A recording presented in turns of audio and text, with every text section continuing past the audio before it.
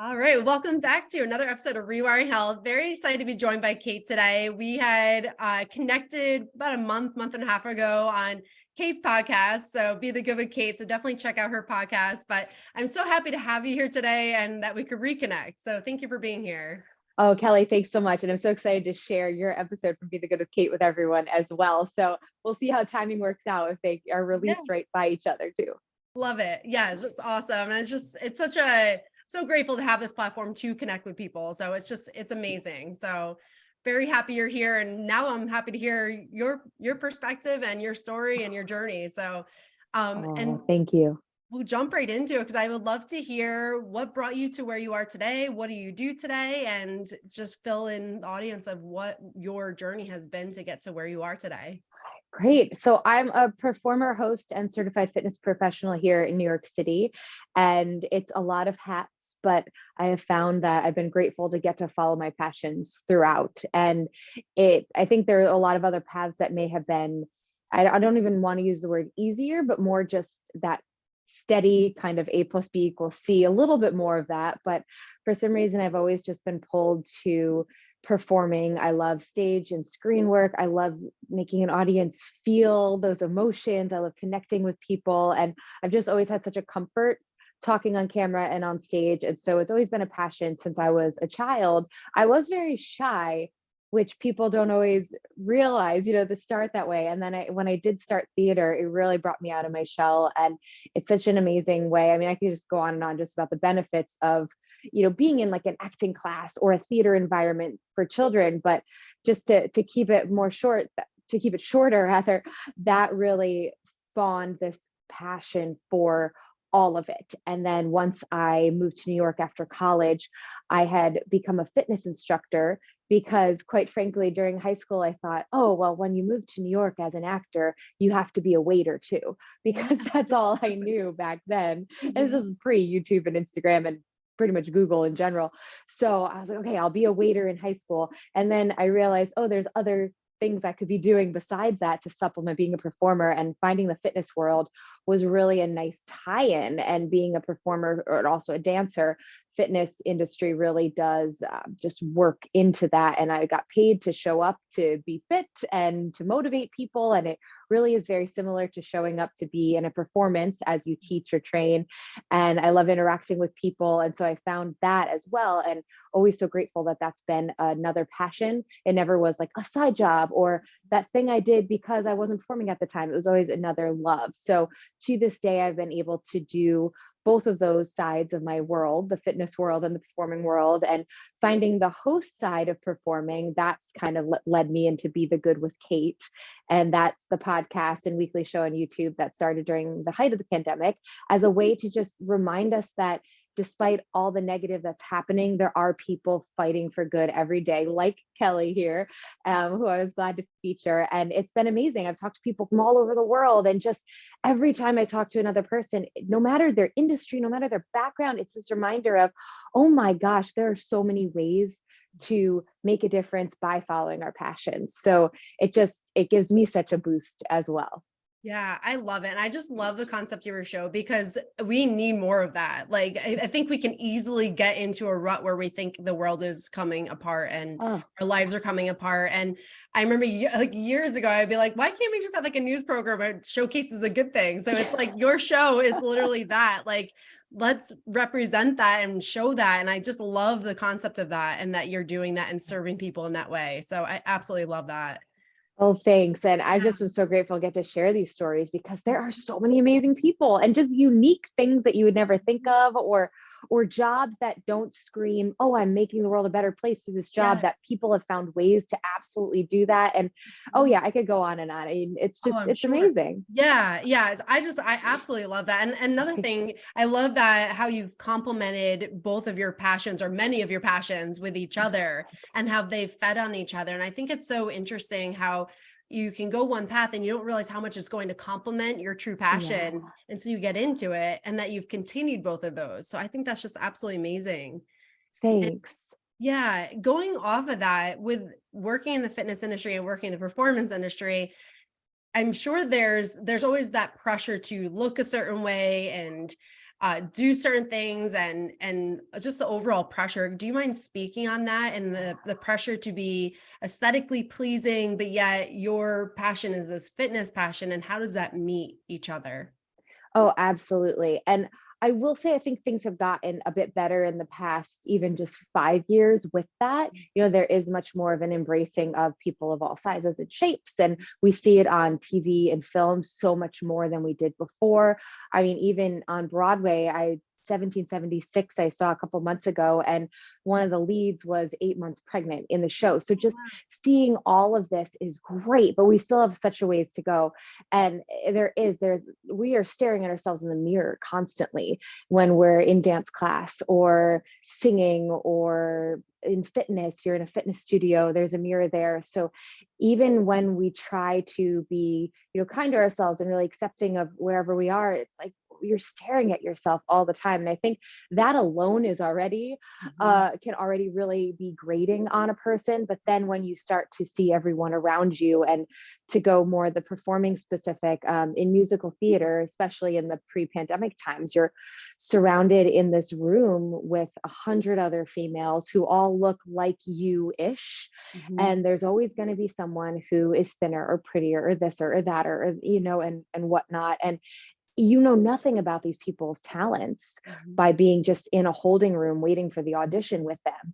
But it's really easy to start to get in your head about it all and start to be like, oh, well, I should look more this way. And it's, I can preach to all of my clients, you don't need to worry about that, but that doesn't mean that I don't feel the same, for sure.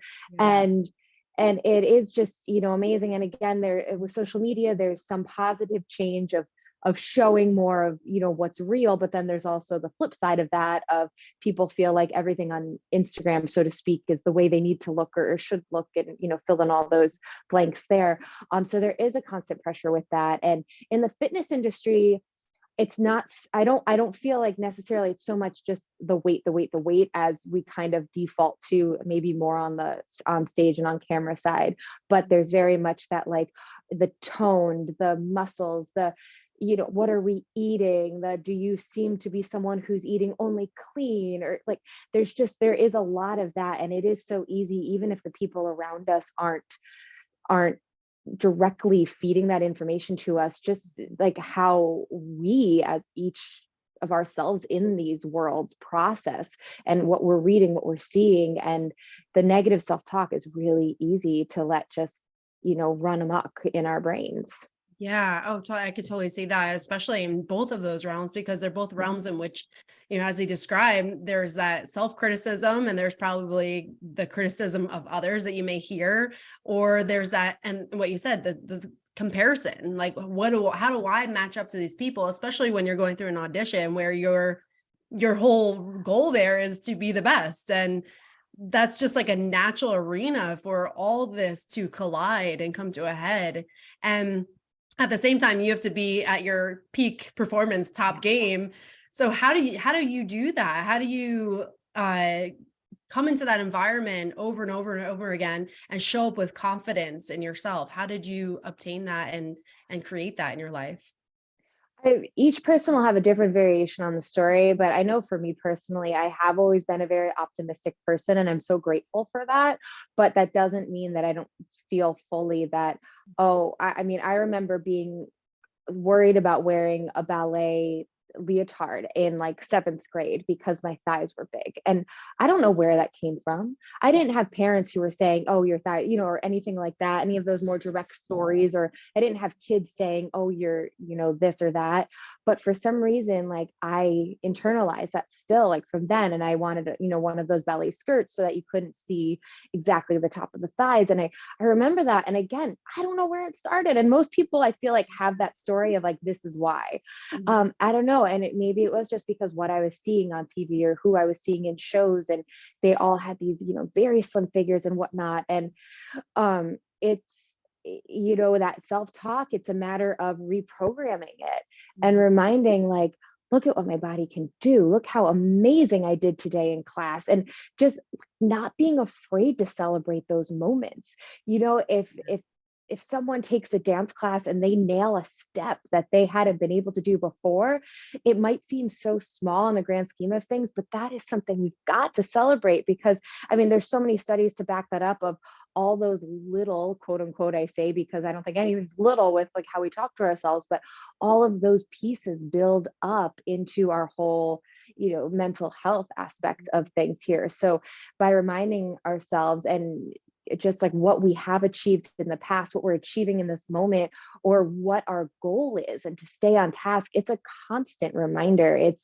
What's that? There's a quote, and who, I'm sure someone listening will be like, oh, I know who said that, but it's that motivation is like taking a shower. It doesn't last, so you have to do it daily. Something like Yes. that. Have you heard Yeah. that quote?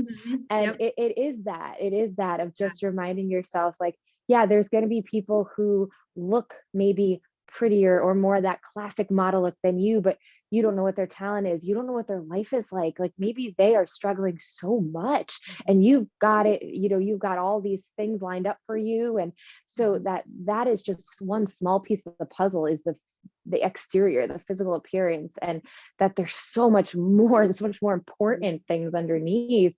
And once you start to break down, like, skinny doesn't mean healthy, super jacked, so to speak, doesn't necessarily mean healthy. I mean, there's a full picture, and we never see the full picture just when we're, in the presence of someone.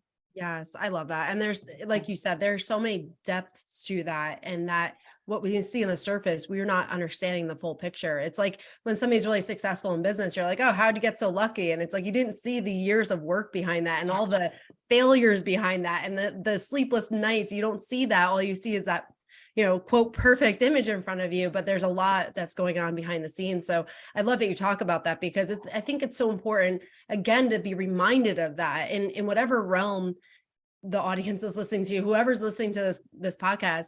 It is so important to be reminded of that you are worthy, and you don't know what everyone else is going through, and everybody has struggles, and everyone struggles with this. And to be so conscious and aware of your subconscious messages and choose the story that serves you is absolutely crucial. And I love how you talk about it like it's a shower. I actually haven't heard of that. No. But I love that, because it is so true. There's never going to be a moment where you're like, well, I did my work, I'm good, Yeah. like that is not reality. This is something you will live with the rest of your life, because you're never going to feel like you are just free of it. It's always going to be there. So I love that you highlighted that. Thanks. Yeah.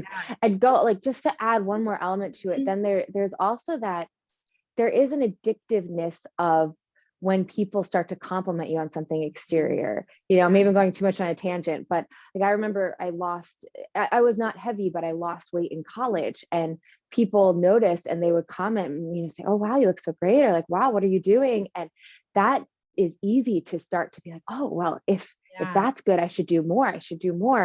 And so it's like, again, I'm saying like keeping the motivation, but I still fall into the trap of it too, of like, oh, but does that say anything about my talent? No. Did I book more jobs because I lost a couple pounds during college? Absolutely not. And so that, again, just like we constantly need to remind ourselves of like, okay, what is the big picture importance? Like, are we healthy physically? Are we healthy mentally? Are we healthy emotionally? The whole thing. Absolutely. Yes. And it's such a good point to make, because so many of us look externally for that validation, for that sense of worthiness, that if we see the numbers on our Instagram likes, get the number of likes, and, we look for this constantly in our environment to say that you're on the right path, you're doing what you need to. But yet, if we just look within and realize that we were worthy without those compliments, or we were worthy without the numbers, or whatever it is, that is the most profound thing, because we can take that and we have control over that. We don't have control over what people say to us, or the numbers on social media, or what we see. And it's such a important point to make, because we're human at the same time. So when you do get a compliment, there is that part of you that still feels that. And as much as you know that you need to be whole within, it still plays a role. And it's like those checkpoints of like, okay, thank you for the compliment. Where am I at today, even without that? And it's so important to do that. And it is a work in progress. No matter how much work you put into yourself, you're always going to have those trials in life that says, okay, well, where are you today? Because I just gave you this task where you had to figure out where you were because you're getting these external messages, but where were you internally before them? So it's so 100%. important. I love that. Yeah. Thank you for bringing that up. It's so important to hear that. It's a good reminder for all of us, no matter how much work you do on yourself, you have to be reminded of that over and over and over again. Yeah. So going off of that, a big thing as far as working on yourself and subconscious messages that serve you and putting yourself in a place where you are whole, what does your self-care routine look like? Because I always love to hear that. And it's so individualized. So I'd love to hear what your daily routine looks like. I think that one of the major, well, let's say two of the major aspects of that to me would be it's like such a cliche phrase, but attitude of gratitude, right? But it's like real when you come down to it, and it's catchy, so it's easy to remember, but just being grateful. I heard, was it Oprah or was it someone she was interviewing? One of the 10,000 podcasts I've listened to the last couple of years, one or the other. And she said, I wake up every day and the first thing I say is thank you. Like, just like as I wake up, and I was like, I love that. Like, what a great way to start, because how many of us wake up and the first thing we think of is, shoot, I don't want to be awake yet, or whatever it is, or like, oh wait, I have to be ready to go in 20 minutes, whatever that is. But to instead be like, thank you for the fact that it's sunny today. Thank you for the fact that my legs work to get me from point A to point B. Like, that is just so wonderful. So just being grateful and taking the time, I live in New York City, so there's lots of walking, there's lots of time in between or like, someone who's driving to and from places, you have that time to just reset and take a moment. And I try to really consciously take those moments to be like, okay, things feel crazy, but like, what's the good right now?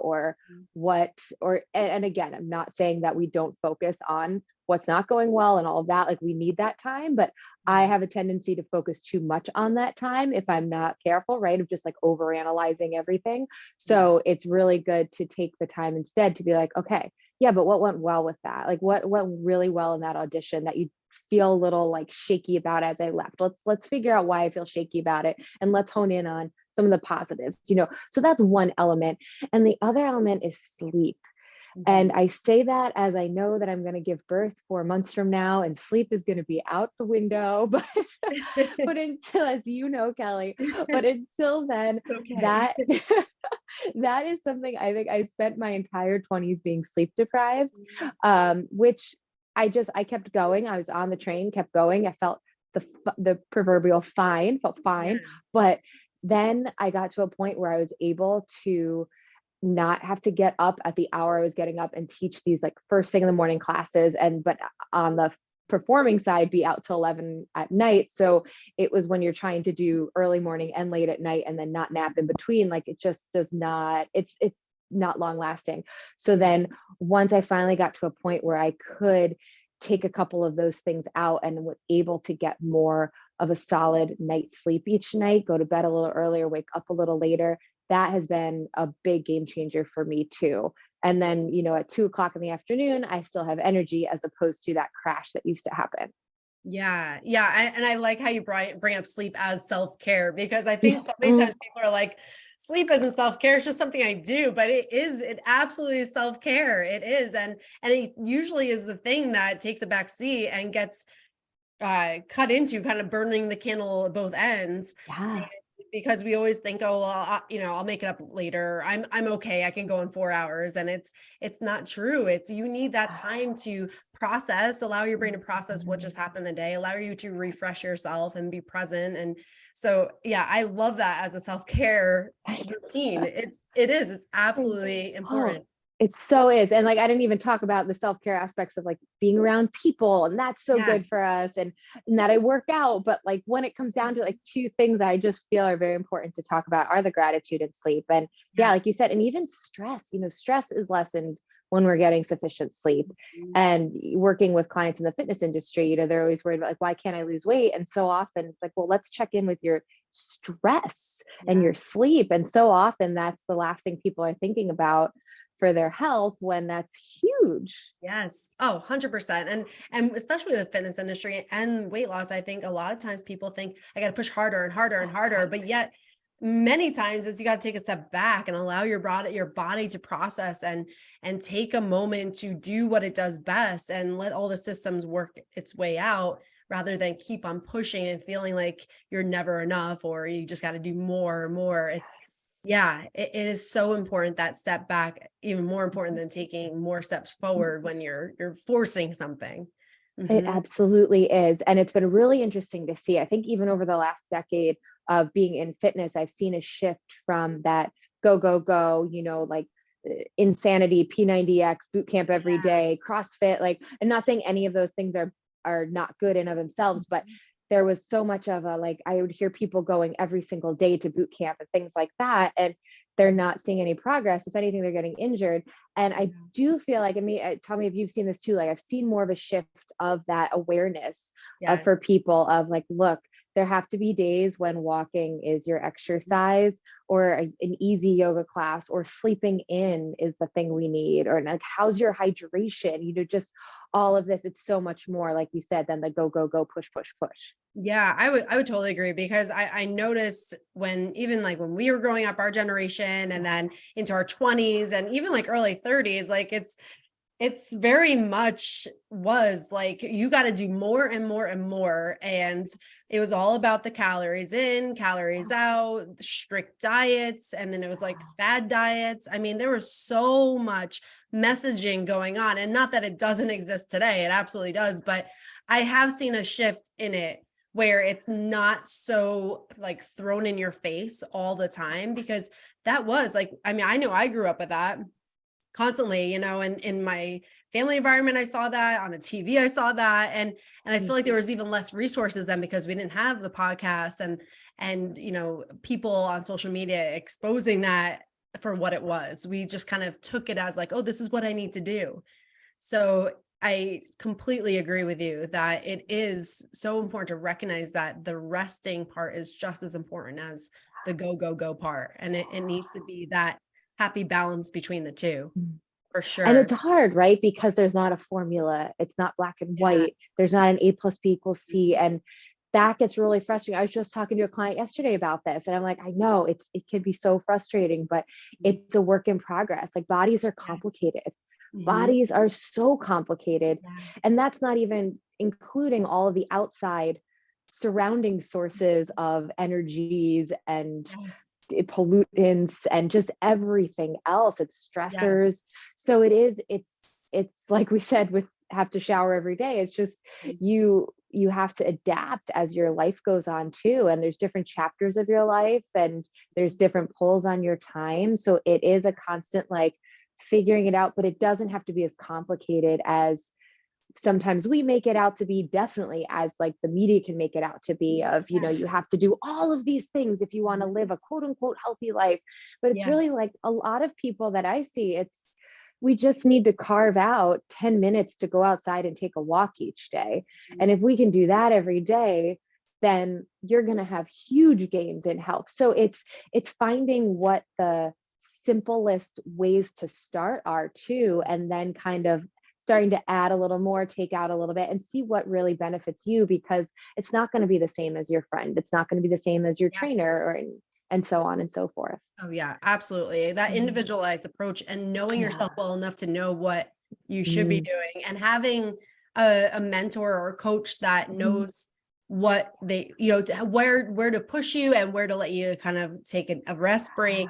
So it is all about knowing yourself and having someone who can see an outside perspective in yourself. And that is a killer combination. And I love how you talk about start as simple as you need to. And I think, Mhm. and I know for sure that is the best approach. It absolutely is, because if you try to push yourself too hard too soon, you're going to resist it, and then you're going to fall off the bandwagon, and then you're going to come down to yourself because you couldn't maintain it again, or this is all what I always do, and it becomes this vicious cycle. So love that you talk about that simplicity, for sure. So important. Going off of, kind of like segueing into that, part of life is just like disappointments, setbacks, unexpected things that like derail you and hit you out of the blue. How do you approach that as far as what you've done in your life, especially in the performance arena? I'm sure there's plenty of things that happen unexpectedly, or setbacks, or parts you didn't get, or how do you handle that? Absolutely. And I kind of think two avenues to answer this. So I'll go one and then the Yeah. other. From the performing side of, I have a friend who's a lawyer who just can't comprehend the idea that I'm looking for jobs every single day, right? That I'm writing cover letters or auditioning, which is same as interviewing, right? Every day. When she was looking for a new job, I remember her just being like, oh my gosh, I've gone on 4 interviews and I don't know if I could do another one. How do you do this all the time?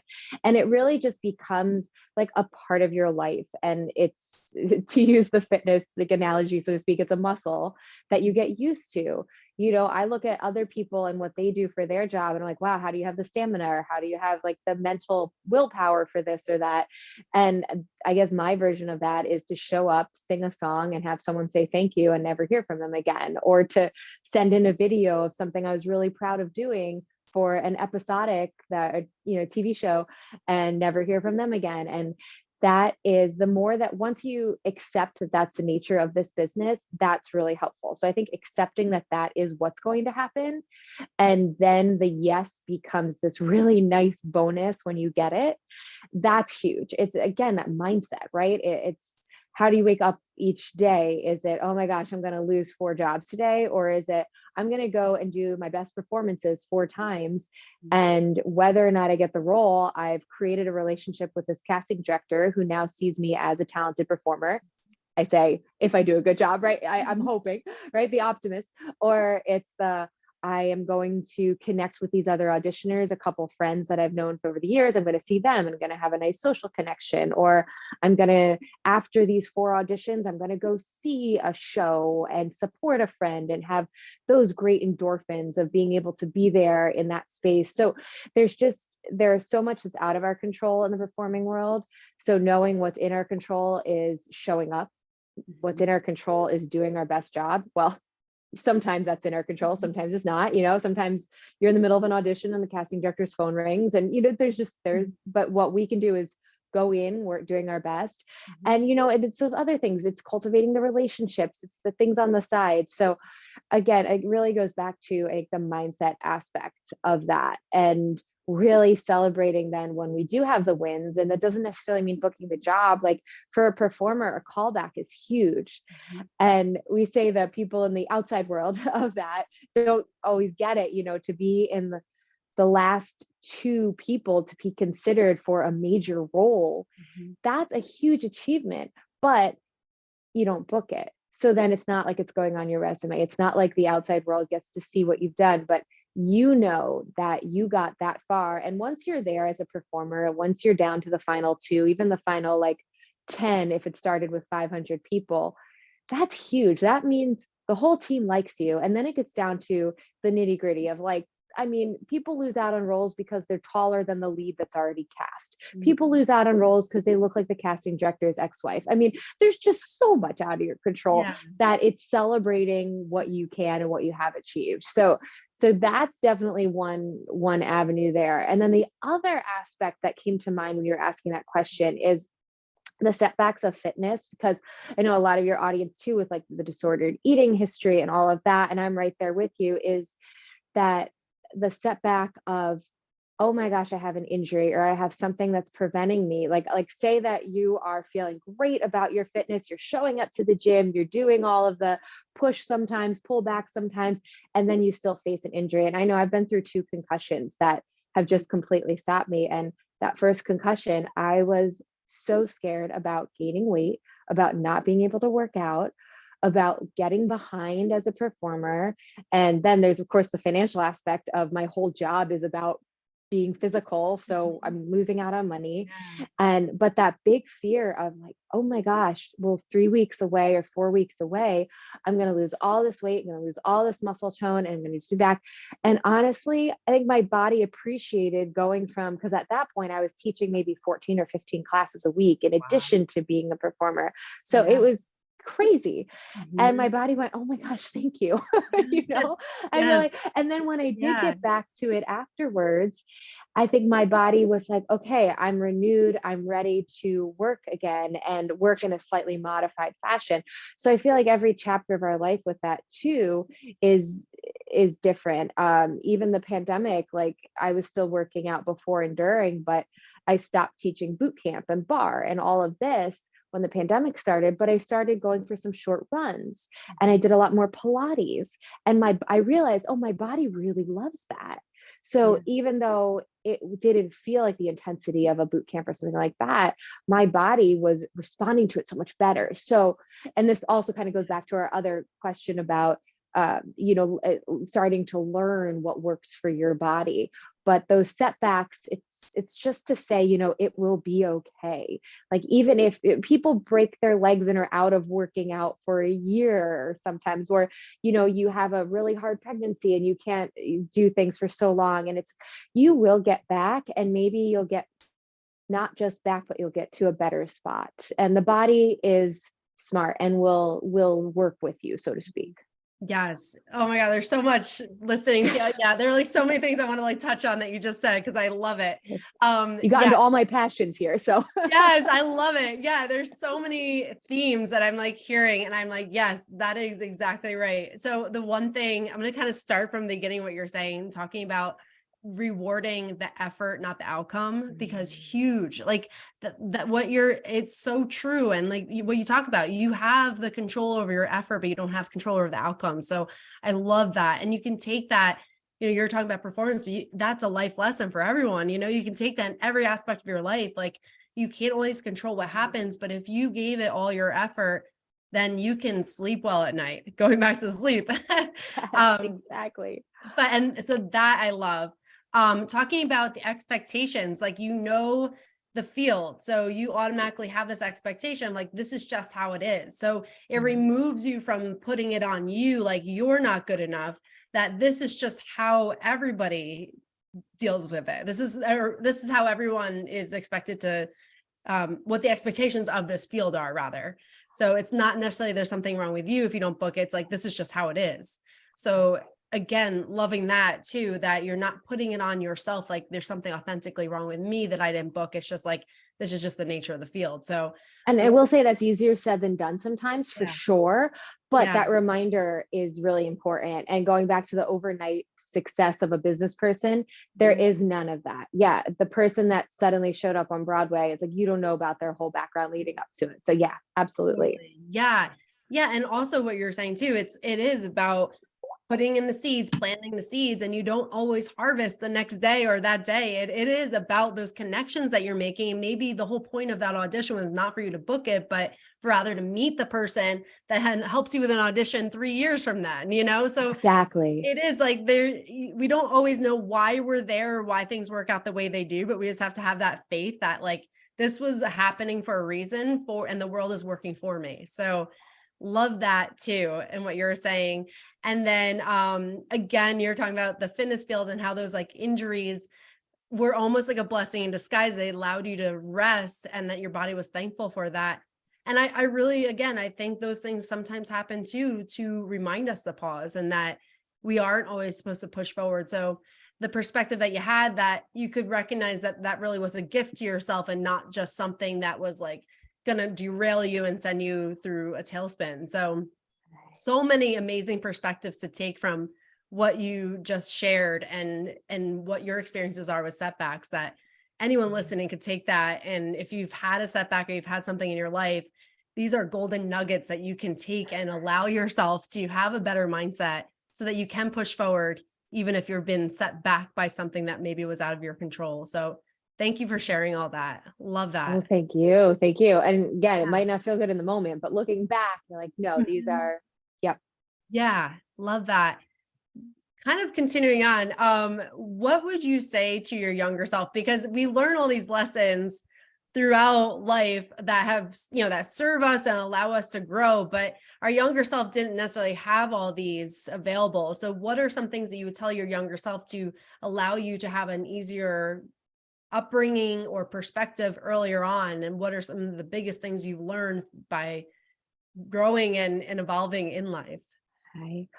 Well, first of all, I think I always get worried with a question like that, because I don't want it to sound like I have regrets, because I totally am someone who's like, the journey, it's all stacks up for a reason. But I think what first comes to mind is the idea of just twofold. One is not worrying so much that, you have to get all the high scores on the tests, and that if you don't take the best classes, that's going to reflect badly on you, because that we haven't gathered yet, that was very much, my mentality of like having to be in the honors classes, because if I'm not in that one, it looks like I'm not as quote unquote again good, or something like that, where looking back I'm like, wow, it really did not matter. It really wouldn't have made a difference. And I probably would have had more time to, develop more, even, closer bonds with certain friends, or get to do even more of an extracurricular. And I was super busy in high school and I loved that. But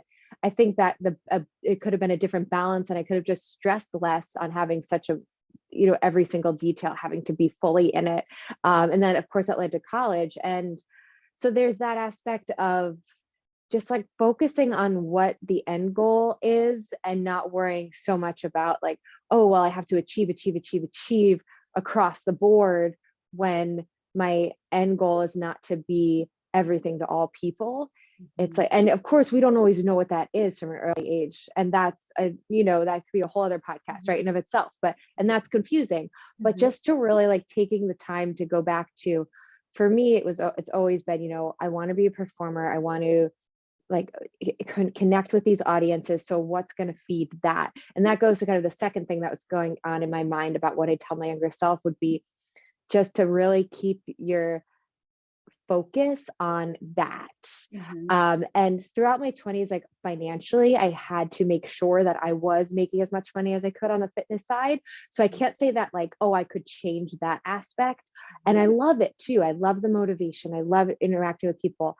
But there's always a balance, right? And so because my focus was so strongly on that side, it meant the performing side was lessened. So now I'm like, oh, I was sure I'd love to have had more focus on the performing so that I'd be in a different place there maybe, but look at all I've gotten to do with the fitness side of things. So there is always that little back and forth, but I would just say to really, focus as best we can as we learn more about ourselves too. Because again, that's changing and figuring out where we want to be, of staying focused on those outcomes, and for me too, it's, not getting buried in the work constantly and constantly having to feel like I need to be completing a to-do list, but instead, spend more time at the gathering with people, because people are really what like fuels the soul, right?